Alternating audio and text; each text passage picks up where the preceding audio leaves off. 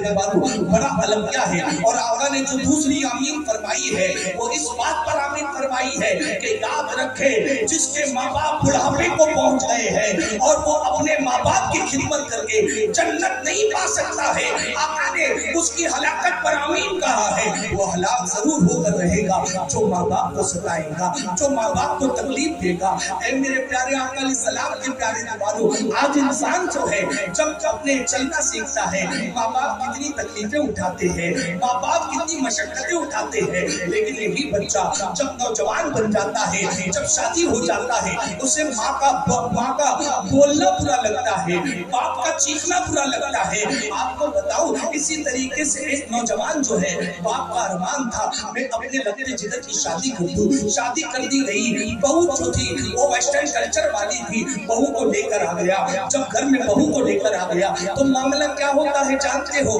बहू कहती है आपके अब्बा पूरा दिन खांसते रहते हैं, मुझे तकलीफ होती है। अल्लाह अकबर। वो नौजवान जो है अपनी चोरू का गुलाम था, उसने अपने बाप से कहा अब्बा आप क्या बार बार खांसते रहते हो, चलो मैं आपको कहीं एक सफर पर लेकर जाता हूँ। अल्लाह अकबर। अपने नन्हे बच्चे को और बाप को जो है साथ में सफर के लिए ले जाता है, एक कंबल ले लेता है। कंबल लेने के बाद जो है वो अपने बाप को जंगलों बियाबान में छोड़ देता है। अल्लाह अकबर। जिस बाप ने परवरिश की है, जिस बाप ने पाल पोस कर बड़ा किया है, जिस बाप ने रात देखा ना दिन देखा, जिस बाप ने हलाल देखा ना हराम देखा, जब अपने बच्चों की परवरिश में उसने रात दिन एक कर दिए। आज वो नौजवान होकर, आज वो नौजवान शादीशुदा होने के बाद उसकी औलाद हो गई तो उसे बाप की खांसी तकलीफ देती है, बाप का घर में रहना तकलीफ देता है, बाप का बैठना तकलीफ देता है। उस नौजवान ने बाप को लिया और अपने बेटे को लिया,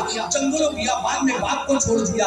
बाप ने कहा मेरे बच्चे अब मैं इतना नहीं खासूंगा, लेकिन मुझे जन्नत में न छोड़, मेरे बेटे में यहाँ क्या खाऊंगा, मैं किसके सहारे रहूंगा, मैं क्या करूंगा, मेरी दिन कैसे गुजरेंगे, मैं रात को कैसे सोऊंगा। अल्लाह अल्लाह। लेकिन वो जालिम एक नहीं देखी, बाप की एक बात न मानी, बाप को छोड़ दिया। एक चादर के सहारे, एक चादर के सहारे छोड़कर जा रहा था, अचानक बेटे ने बाप का हाथ छुड़ाया, नन्हे से पोते ने जो है वो दादा की तरफ दौड़ने लगा। बाप ने कहा कि बेटे तू दादा के पास क्यों जाता है? कहा मुझे काम एक बात करके आनी है। कहा ठीक है। बाप जब देख रहा है कि बेटा जाता है, वो चादर जो बाप ने दी थी, अल्लाह अकबर, उस चादर का आधा टुकड़ा दादा के पास से फाड़ कर वापस लाता है। और लाने के बाद बाप ने देखा तो बाप मुस्कुरा रहा है कि मेरा बेटा बड़ा टैलेंटेड है, मेरा बेटा जो है वो बहुत सही है, कि देखो मेरे नक्शे कदम पर चल रहा है।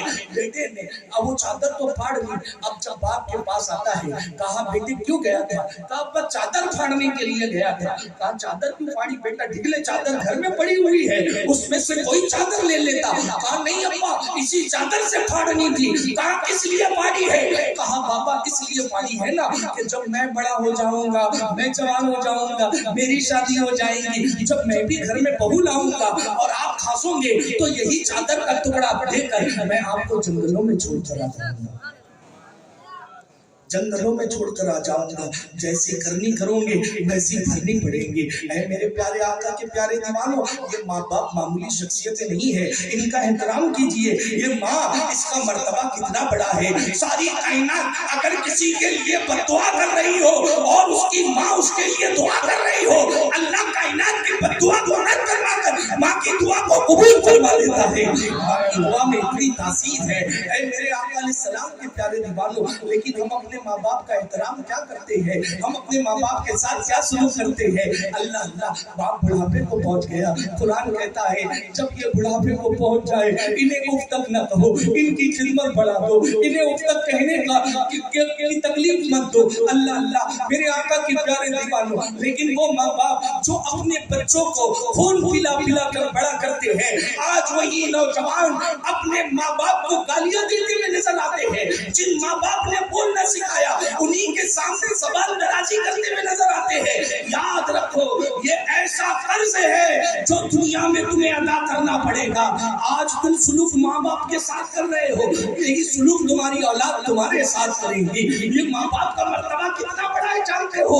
میں نے نہیں پڑھا ہے کہ کہیں پہ پیر کے قدموں میں یہ فرمایا گیا کہ جنت ہے. میں نے نہیں پڑھا ہے کہ کسی مولوی صاحب کے قدموں میں جنت ہو, لیکن آپ پیروں کی دیوانگی میں ڈوب جاتے ہو, پیر کی چپلیں اٹھاتے ہو, پیر کے ہاتھ چومتے ہو. میں کہتا ہوں ضرور کیجئے, ان کی عقیدت اپنی جگہ, لیکن سنیے میں نے نہ سنا ہے نہ پڑھا ہے کہ پیر کے قدموں میں جنت ہے, لیکن وہ ہستی جو ہمارے گھر میں ہے, پرانے لباس میں ہے, چہرہ اس کا جھلیاں بنا ہوا ہے, دامن پر اس کے چادری پھٹی ہوئی ہے, وہ ایک شخصیت جو گھر میں ہے وہ ایسی ہے جس کے بارے میں نبی نے فرمایا الجنت تحت اقدام الامہات, کہ جنت ماں کے قدموں کے نیچے.